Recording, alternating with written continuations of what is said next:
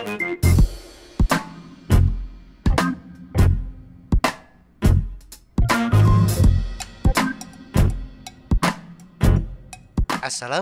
warahmatullahi wabarakatuh.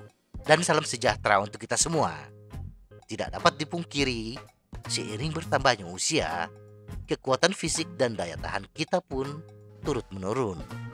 Bahkan tidak hanya dari segi fisik, dari sudut mental pun akan mengalami perubahan. Selagi muda kita bisa melakukan aktivitas fisik tanpa menghadapi kendala pernafasan, kini di usia 40 tahun ke atas, kita sudah sulit untuk melakukan aktivitas fisik dalam waktu lama tanpa kehabisan nafas. Demikian juga dengan mental kita yang biasanya bersemangat. Seiring waktu, kita kadang-kadang merasakan dorongan malas bergerak semakin menekan kita. Setiap orang berbeda. Pengalaman dan latar belakang kebugaran kita akan menentukan kemampuan kita seiring bertambahnya usia. Dan seperti biasa, kita semua merespon secara berbeda terhadap aktivitas fisik seperti bersepeda. Tetapi memahami perubahan yang terjadi pada tubuh kita seiring bertambahnya usia dapat memandu pendekatan yang lebih baik untuk memanfaatkan sebaik-baiknya dan menikmati aktivitas bersepeda kita. Beberapa saran berikut ini akan membantu kita mengoptimalkan adaptasi fisik dari setiap kegiatan bersepeda dan untuk menghindari cedera, sehingga kita tetap dapat bersepeda kapanpun kita mau.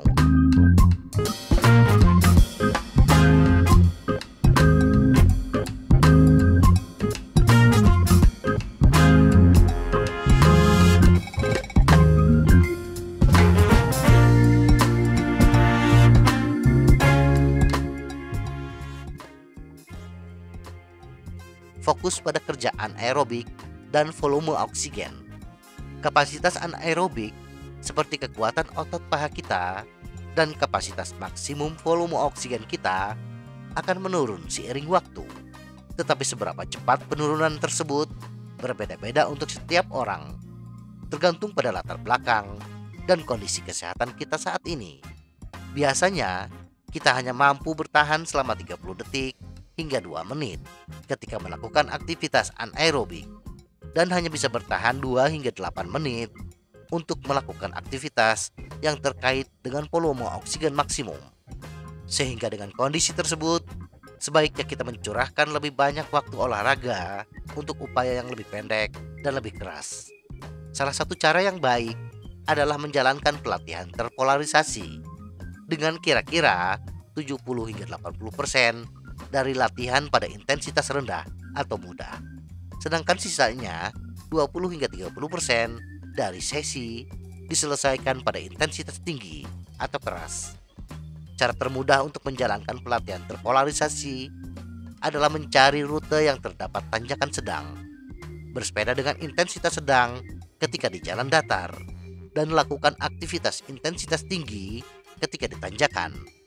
Ulangi beberapa kali latihan ini untuk setiap kali kita bersepeda. Meskipun kita dapat menyesuaikan pelatihan kita untuk membantu menjaga kebugaran menyeluruh kita, termasuk batas atas kita, tetapi bila kita berlatih dalam rangka menghadapi kompetisi, pilih latihan yang melatih daya tahan lebih lama untuk peluang terbaik kita. Jangan abaikan istirahat. Pemulihan sama pentingnya seperti bagian latihan lainnya. Jadi, hindari terlalu fokus kepada semua latihan anaerobik ultra keras dan volume oksigen sepanjang waktu. Berapa banyak waktu pemulihan yang kita butuhkan tergantung pada tingkat kebugaran serta gaya hidup individu yang lebih luas. Selain melakukan pemulihan karena aktivitas bersepeda kita juga harus mendapatkan waktu istirahat yang cukup karena tekanan kehidupan dan kesibukan pekerjaan kita. Jadi, walaupun kita merasa bersepeda tidak terlalu menguras daya tahan fisik kita, tetap saja kita harus meluangkan waktu untuk istirahat. Setidaknya untuk memulihkan diri dari tekanan kehidupan dan pekerjaan. Bagian penting dari proses pemulihan kesehatan fisik dan mental adalah mendapatkan jumlah tidur yang cukup. baik dalam kualitas maupun kuantitas. Dan ini adalah area yang sering diabaikan orang.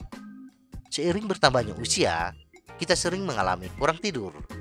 Tidur adalah salah satu hal yang benar-benar dapat meningkatkan kinerja. Jadi kita perlu memastikan bahwa kita tidur setidaknya 7 jam per malam. Tidak hanya durasi tidur yang harus kita perhatikan, tetapi kualitas tidur pun juga turut mempengaruhi kebugaran kita. Melakukan rutinitas, menghindari perangkat elektronik menjelang tidur, serta mendapatkan paparan cahaya alami yang layak saat kita bangun, semuanya dapat membantu meningkatkan kualitas tidur kita. Di samping meluangkan waktu untuk istirahat, kita juga harus memanfaatkan waktu sebaik-baiknya. Bersepeda di saat kerja otot yang paling efektif membuat kita tambah bugar tanpa harus mengalami kelelahan yang parah. Menurut ahli kronobiologi, Profesor Ben J. Edward dari Liverpool John Moores University, manusia lebih kuat antara jam 5 sore hingga jam 8 malam. Tetapi Prof. Ben menyarankan bahwa lebih penting untuk menyelesaikan sesi kita sekitar 3 hingga 4 jam sebelum kita ingin tidur, untuk menghindari lonjakan endorfin dan adrenalin yang dapat membuat kita sulit untuk tertidur, sehingga menyebabkan kita kurang tidur. Protein menjadi kunci. Perlu kita tekankan bahwa penting untuk memastikan kita mendapatkan cukup karbohidrat ketika sedang bersepeda, sehingga kita dapat memulihkan dan menggantikan glikogen yang hilang saat kita berolahraga. Di samping itu, protein menjadi bagian yang lebih penting dari strategi pengisian bahan bakar kita. Sebagai akibat dari hilangnya otot seiring bertambahnya usia, sangat penting untuk mendapatkan protein sekitar setengah gram per kilo berat badan, sekitar 4 hingga 5 kali sehari. Semoga informasi ini bermanfaat. Tetap sehat. Salam goes.